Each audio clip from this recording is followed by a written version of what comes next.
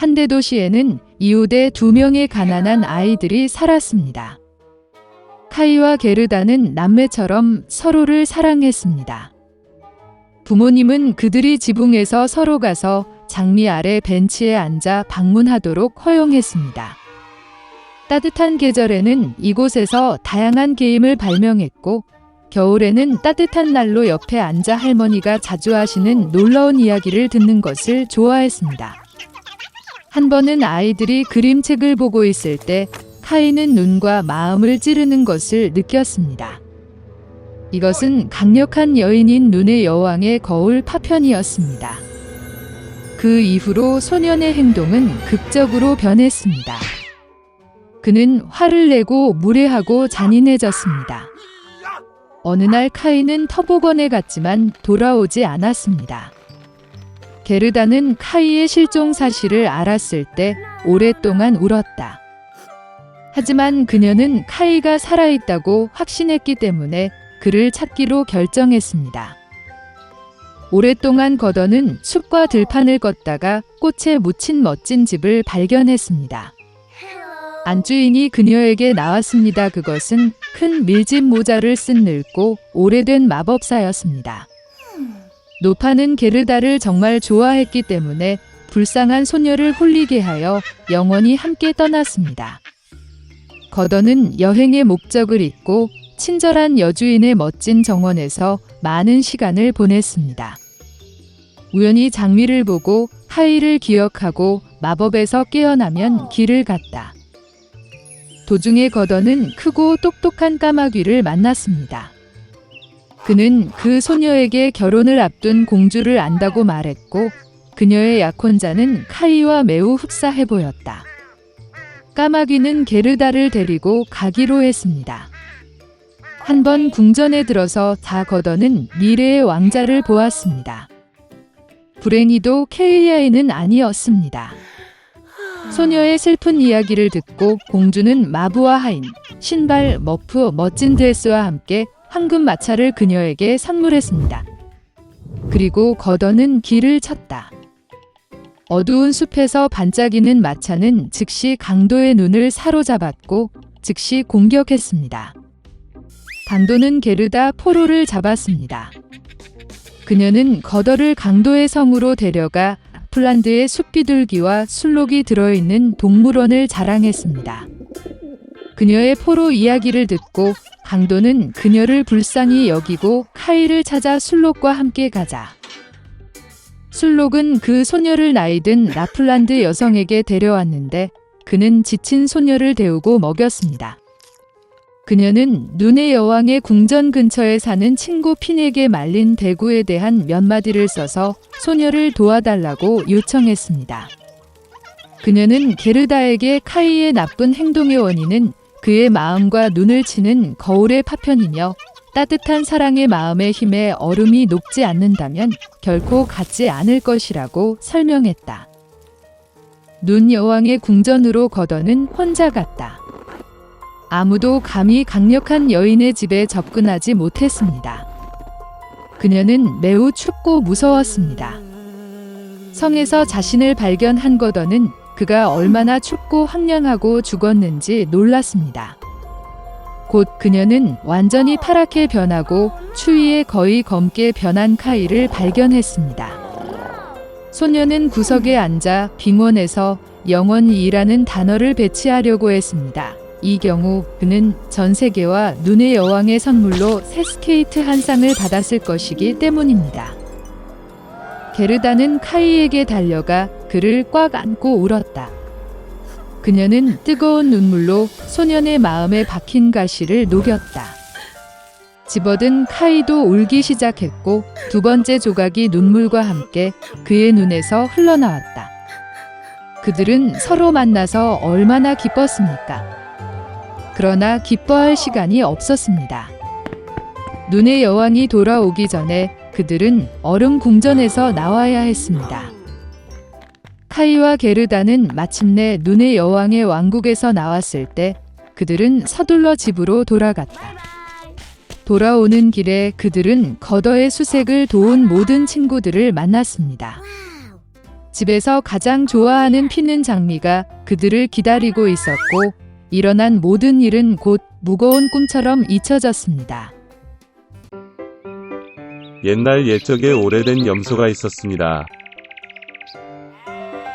그녀에게는 7명의 자녀가 있었습니다. 어머니 많이 아이들을 사랑할 수 있을 만큼 그녀는 그들을 사랑했습니다. 그녀는 숲으로 가서 점심으로 허브와 가지를 가져오려고 했습니다. 그녀는 모든 아이들을 불러 사악한 늑대를 두려워하라고 경고했습니다. 그는 종종 척하지만 그의 무례한 목소리와 검은 발로 즉시 그를 알아볼 수 있습니다.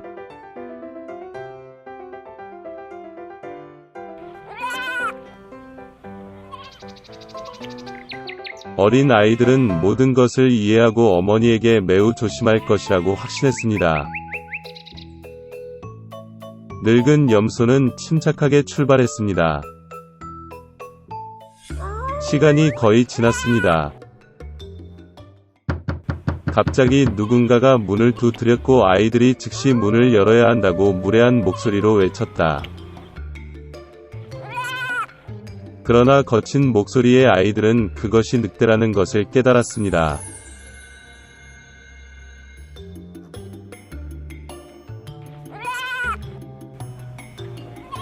그들은 어머니의 목소리가 아니고 그녀의 목소리는 친절하고 가늘고 이 목소리는 매우 무례해서 늑대라는 뜻이라고 대답했습니다. 그런 다음 늑대는 상인에게 가서 큰 분필을 샀습니다. 그는 그것을 먹었고 그의 목소리는 가늘어졌습니다. 그는 돌아와서 문을 두드렸고 얇은 목소리로 아이들에게 문을 열도록 요청했습니다.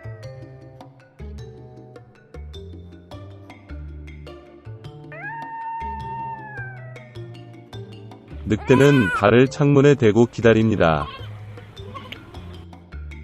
그리고 아이들은 그녀를 보고 어머니의 발이 검은색이 아니라 흰색이라고 대답했습니다. 즉, 그것은 늑대라는 것을 의미합니다.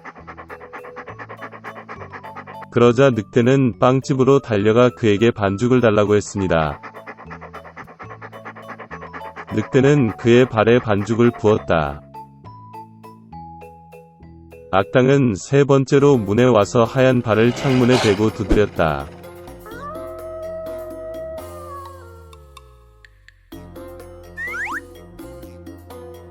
그들은 발이 하얗다는 아이들을 보았고 그것이 그들의 어머니라고 생각했습니다. 그들은 문을 열었지만 그들 앞에 늑대가 있었다. 그들은 무서워서 사방으로 흩어지기 시작했습니다. 한 아이는 탁자 아래로, 다른 한 명은 침대 위에, 세 번째는 스토브에, 네 번째는 부엌으로, 다섯 번째는 옷장에, 여섯 번째는 싱크대 아래, 일곱 번째는 할아버지 시계에 숨었습니다.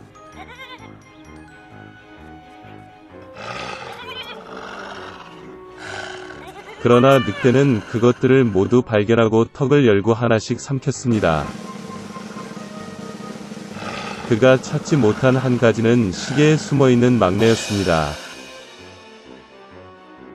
배불리 먹은 후 늑대는 떠났다. 그는 나무 아래 푸른 초원에 뻗어 잠이 들었습니다.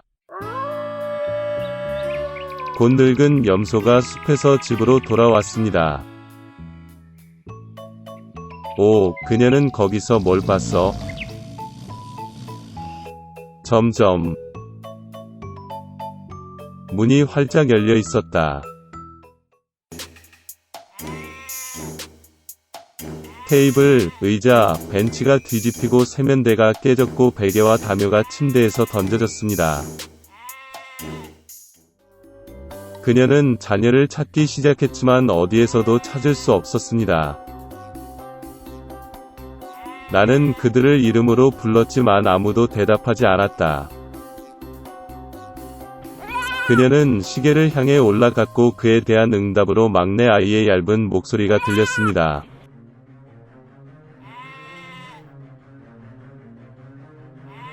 그녀는 그를 데리고 나가 늑대가 와서 모두를 먹었다고 말했습니다.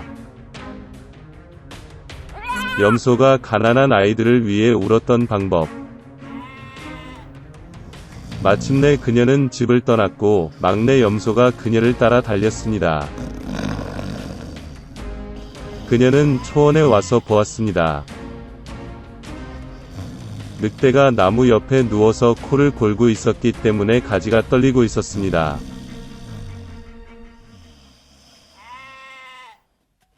그녀는 사방에서 그를 바라보았고 그의 부은 배에서 무언가 움직이고 허둥대는 것을 보았다. 그녀는 그들이 그녀의 아이들이라고 생각했고 그들이 아직 살아있다는 것에 매우 기뻤습니다. 그녀는 아이에게 가능한 한 빨리 집에 가서 가위, 바늘, 실을 가져오라고 말했습니다.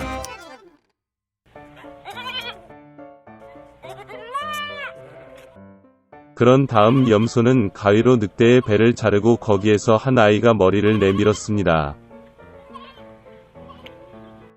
그리고 나머지 6명은 뛰쳐나왔고 그들에게 나쁜 일은 없었습니다. 정말 기뻤습니다. 그들은 어머니를 안고 점프하고 춤을 추기 시작했습니다.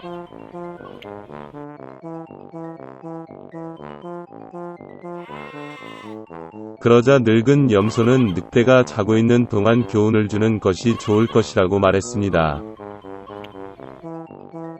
그들은 돌을 뽑아 늑대의 뱃속에 넣었습니다. 늙은 염소가 배를 꿰매었지만 아무것도 눈치채지 못했고 움직이지도 않았습니다. 늑대는 잠을 자고 발을 딛고 뱃속의 갈증을 느꼈기 때문에 우물에서 물을 마시기로 결정했습니다.